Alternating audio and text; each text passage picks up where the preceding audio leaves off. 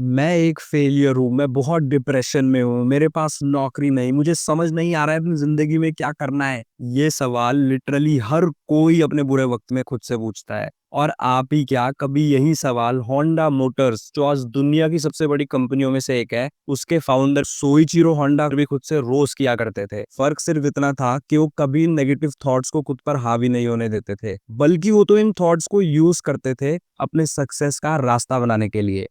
अब Soichiro Honda कौन थे, उनके स्ट्रगल्स, उनके फेलियर्स क्या थे, उन्होंने कैसे इन सबको यूज किया अपने सक्सेस के लिए, मैं द इंडिपेंडेंट इंडियन आपको बताऊंगा इस वीडियो में।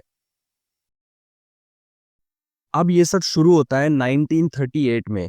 एक दिन सोइचिरो होंडा को अचानक से एक बिजनेस आइडिया आता है पिस्टन रिंग बनाने का।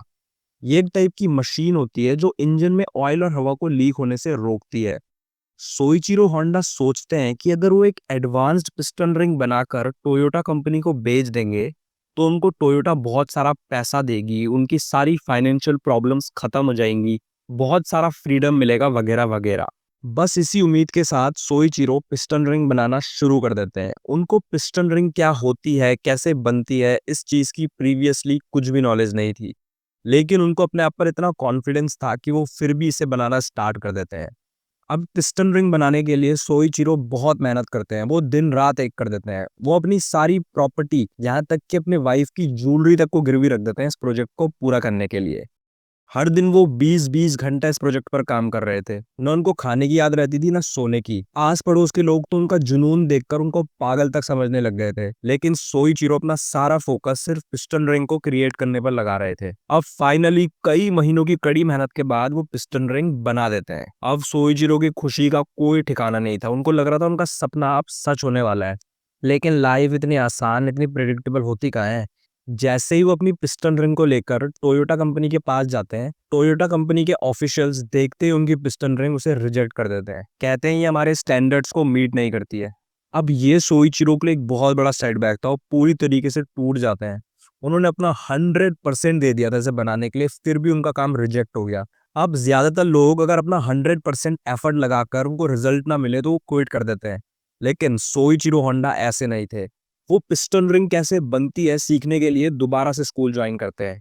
जब वो स्कूल जाते हैं तो उनके टीचर्स, क्लासमेट्स सब उनकी नॉलेज, उनके पुराने डिजाइन्स का बहुत मजाक उड़ाते हैं, लेकिन सोइचिरो होंडा इन सारी नेगेटिव बातों को इग्नोर करते हैं और अपना सारा फोकस सिर्फ लर्निंग पर रखते हैं।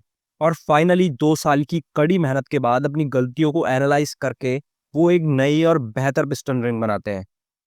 अब आता है जजमेंट डे। सोइचिरो अपनी पिस्टन रिंग को दोबारा से टोयोटा कंपनी के पास लेकर जाते हैं, लेकिन इस बार टोयोटा कंपनी उनके काम से बहुत ज्यादा इंप्रेस हो जाती है और वो सोइचिरो को खुश होकर एक पिस्टन रिंग बनाने का बहुत बड़ा कॉन्ट्रैक्ट दे देती है। अब सोइचिरो होंडा तो खुशी से नाचने लगते हैं, उनको लग रहा था उनकी जिंदगी अब परफेक्ट हो जाएगी, अब कोई प्रॉब्लम नहीं आएगी।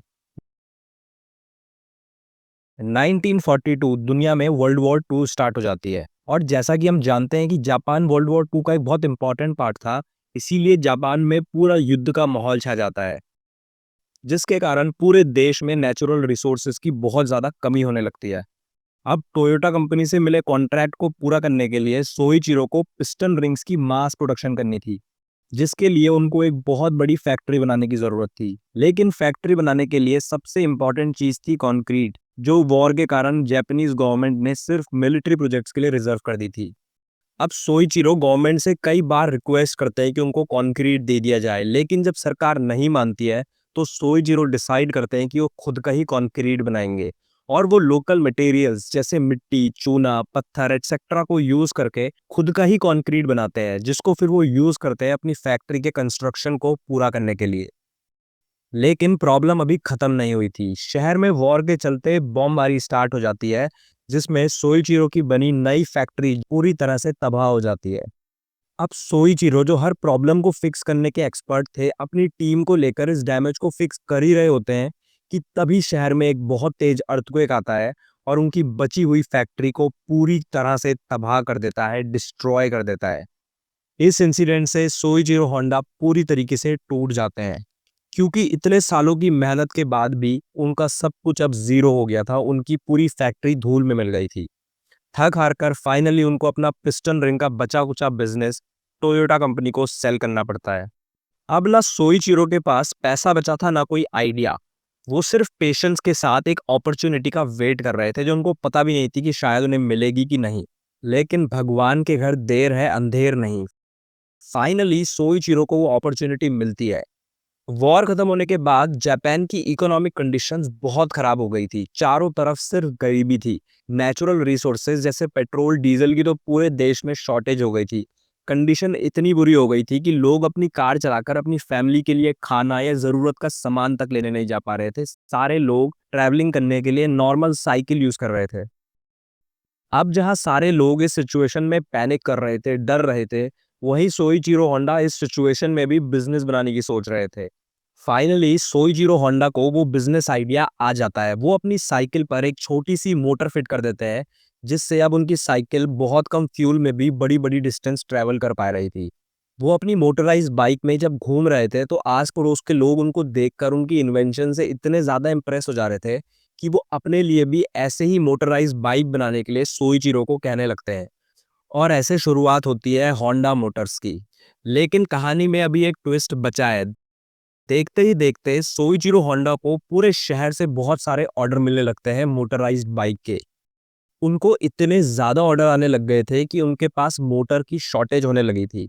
अब इस प्रॉब्लम को सॉल्व करने के लिए उनको मोटर मैन्युफैक्चर करने की एक फैक्ट्री बनाने की ज़रूरत थी, लेकिन इसको बनाने के लिए उनके पास कैपिटल नहीं था, पैसा नहीं था। अब पैसों की इस प्रॉब्लम को सॉल्व करने के लिए सोइचिरो फिर अपना दिमाग लगाते हैं और जापान के 18,000 बड़े साइकिल शॉप ओनर्स को एक पर्सनल लेटर लिखते हैं अपने प्रोजेक्ट में इन्वेस्टमेंट करने के लिए। वो उनको समझाते हैं कि कैसे उनकी इन्वेंशन जापान के डेवलपमेंट में हेल्प करेगी, लोगों की ट्रैवलिंग प्रॉब्लम को सॉल्व करेगी वगैरह वगैरह। 18,000 लेटर्स में से 5,000 लोग लेटर्स का रिप्लाई करते हैं और होंडा के बिजनेस आइडिया में इन्वेस्ट करने के लिए मान जाते हैं। अब सोइचिरो सारे ऑर्डर्स फुलफिल कर पा रहा था, उसकी मोटर बाइक्स लोगों को पसंद आने लगी थी। लेकिन एक छोटी सी लास्ट प्रॉब्लम जो उनकी बाइक में रह गई थी वो थी बाइक का भारी वजन, उसका बड़ा साइज। फाइनली सोइचिरो आखिरी piece of the puzzle put करते हैं प्लेस पर और लोगों की इस प्रॉब्लम को देखकर, उनके नीड ऑफ कंफर्ट को समझकर अपनी टीम के साथ मिलकर पूरे डिजाइन को दोबारा से एडजस्ट करते हैं। वो अपनी बाइक के साइज को छोटा करते हैं और ज्यादा से ज्यादा अफोर्डेबल बनाते हैं। इस नई बाइक का नाम वो रखते हैं द सुपर कब। और ये बाइक होंडा मोटर्स की सबसे बड़ी सक्सेस बन जाती है। सोइचिरो की इस इन्वेंशन के कारण उनको द एम्परर अवार्ड भी दिया जाता है और होंडा मोटर जो अपनी अफोर्डेबल बाइक सिर्फ जापान में बेचती थी, उनको पूरे यूरोप में, पूरे अमेरिका में एक्सपोर्ट भी करना स्टार्ट कर देती है।